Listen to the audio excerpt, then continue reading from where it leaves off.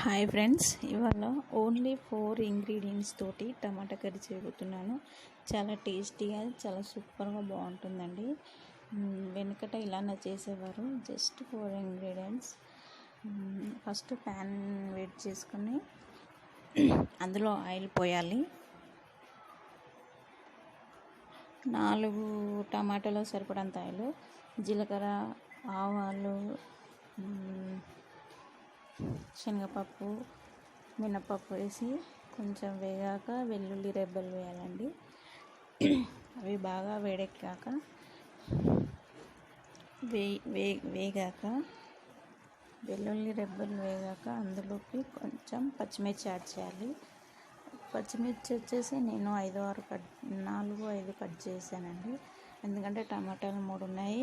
మనం మళ్ళీ నెక్స్ట్ కారం యాడ్ చేసేది ఉండదు. మేము ఇంకొంచెం కారం బాగానే తింటాము. టమాటో కాబట్టి కొంచెం స్పైసీగా ఉండాలంటే ఎక్కువనే వేసుకోవాలి. కొంచెం అటు ఇటు వేయించాలండి. వేగాక ఇందులోకి కొంచెం లైట్గా వేగాక మనము ఇందులోకి ఉల్లిగడ్డలు యాడ్ చేసేసుకోవాలి. అంతే, చాలా సింపుల్ అండి. పచ్చిమిర్చి వేగుతున్నాయి కదండి, వేగుతున్నాయి. అందులోకి ఆనియన్ ఒకటి చిన్న సైజులో ఉన్న ఆనియన్ కట్ చేసుకున్నాను. ఈ ఆనియన్స్ బాగా వేగితేనే టేస్ట్ బాగుంటుందండి. వాటిని కొద్దిసేపు పచ్చివాసన పోయేంత వరకు వేయించాలి. చూసారుగా, కొద్దిసేపు ఈ ఆనియన్స్ త్వరగా వేగాలంటే ఇందులోకి కొంచెం సాల్ట్ యాడ్ చేయాలండి. సాల్ట్ యాడ్ చేసినప్పుడు త్వరగా వేగిపోతాయి. ఇందులోకి కొంచెం పసుపు వేయాలి. ఏంటి 4 ఇంగ్రీడియంట్స్ అన్నారు, ఇన్నేస్తున్నారని. ఏ కర్రీకైనా ఈ మిగతా ప్రాసెస్ అన్నీ కామన్ అండి. జస్ట్ టమాటా కర్రీకి 4 సరిపోతాయి. తర్వాత ఇందులోకి టమాటోలు వేసి కొద్దిసేపు మగ్గించాలి. కొద్దిసేపు కలిపి మూత పెట్టేసి టమాటాలు పూర్తిగా మగ్గే వరకు వేయించాలి. చూసారు కదండి, నేను 4 టమాటాలు తీసుకున్నాను, చిన్నవి. అవి కొంచెం పచ్చివాసన పోయేంత వరకు సిమ్లో ఉంచి, ఎప్పుడైనా టమాటా కట్ చేసేప్పుడు చాలా తక్కువ సిమ్లో ఉంచి క్యాప్ పెట్టేసామండి. అప్పుడే లోపల టమాటాలోని నీరంతా బయటకు వచ్చేసి టమాటా మెత్తగా అవుతుంది. లేకుంటే హై ఫ్లేమ్లో పెట్టేసి మీరు మూత పెట్టేస్తే అడగంటకు పోయి మాడిపోతుంది. చాలా తక్కువ మంట పెట్టేసి క్యాప్ పెట్టేసి ఒక 5 minutes ఉంచాలి. చూసారుగా, నేను మూత పెట్టేస్తున్నాను. సారీ అండి, ఫస్ట్ నుంచి చిన్న ప్రాబ్లం. చూసారుగా, మూత తీసాక ఇలా ఊపిస్తుందండి. అవి ఆల్మోస్ట్ మగ్గినట్టున్నాయి. నూనెంతా సైడ్ పట్టేసింది. అవి గంటతో ఇట్లా స్మాష్ చేస్తుంటే మెత్తగా అయిపోతాయి. చూసారు కదా, అలా అవుతాయండి. అంతే, సింపుల్ కర్రీ ఆల్మోస్ట్ అయిపోయినట్టే. కొత్తిమీర యాడ్ చేయాలనుకున్న వాళ్ళు కొత్తిమీర యాడ్ చేసుకోవచ్చు. వాటిని స్మూత్గా చేసేసి పేస్ట్ టైప్ వచ్చేలాగా స్మూత్గా చేసేసి అటు ఇటు కలిపి, పచ్చివాసన పోయిందండి ఆల్రెడీ.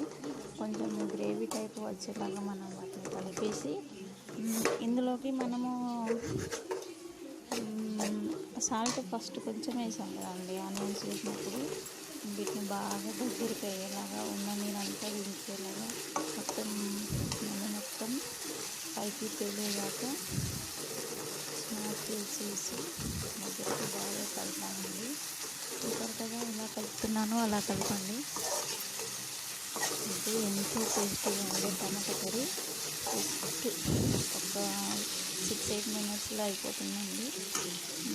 సిమ్లో పెడితేనే ఇలా అవుతుందండి. హై ఫ్లేమ్లో పెడితే మాత్రం అడుగంటిపోతుంది. చూసారు కదా, అలా దగ్గరకు వచ్చేస్తుంది ఒక 2 minutes నుంచి. ఇందులోకి నేను యాడ్ చేశాను సాల్ట్. టమాటా కర్రీ పులుపు ఉన్నప్పుడు కారం కానీ సాల్ట్ కానీ ఎక్కువగా పడతాయండి. కాబట్టి నేను 1.5 స్పూన్ వేసాను సాల్ట్. ఎందుకంటే కొంచెం ఎక్కువ పెట్టి జస్ట్ ఇద్దరికే సరిపోయేంత కర్రీ చేశాను. కొంచెం సేపు కలిపి మూత పెట్టేసి ఒక 2 మినిట్స్ నుంచి తీసేస్తే ఆల్మోస్ట్ టమాటా కర్రీ అయిపోయినట్టు.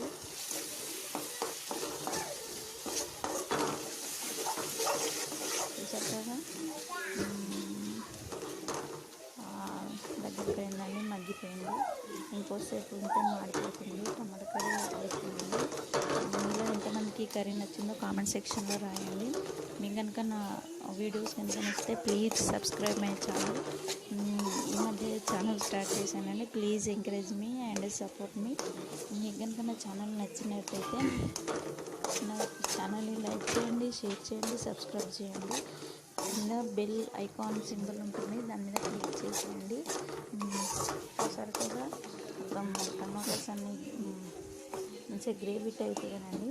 అంతే, ఇందులోకి ఒక ఉడకబెట్టిన బాయిల్డ్ ఎగ్ వేసుకొని వేడి నూనెలో వచ్చింది. టమాటా కర్రీ చాలా బాగుంటుంది. ఆల్మోస్ట్ అందరు తినే ఉంటుంది. చాలా ఈజీ ప్రాసెస్, చాలా సింపుల్ వేలో చూపించాను. చూసారు కదా, పికిల్ మామూలుగా పచ్చడి టైప్ అయింది.